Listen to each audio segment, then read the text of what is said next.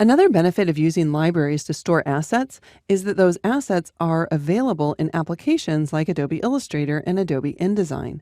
In addition, if you have Creative Cloud installed on more than one computer, at home and at work, for example, and you're using the same Adobe ID to sign into those applications, then those libraries will be available.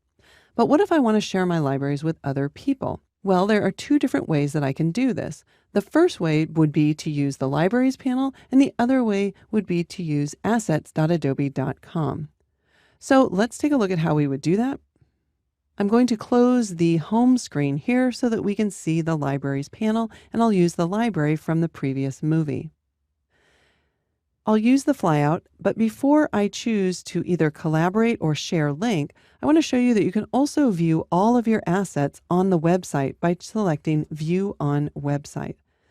That will take us to assets.adobe.com, and we can see the assets within the library that we have selected, but I can also click on the arrow here in order to see all of the libraries.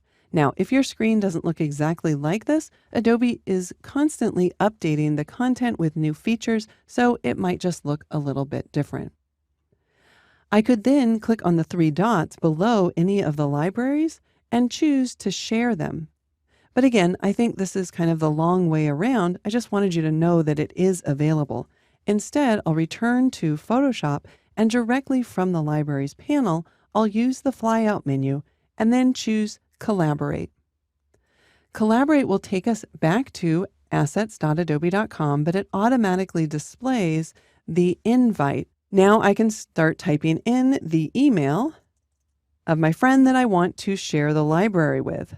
I can include a message, and I can choose whether or not the person can just view the contents or if they can edit the contents. Then I'll click Invite.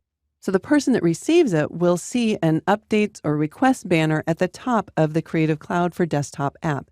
And as soon as they accept it, they'll be able to use that library in their Libraries panel.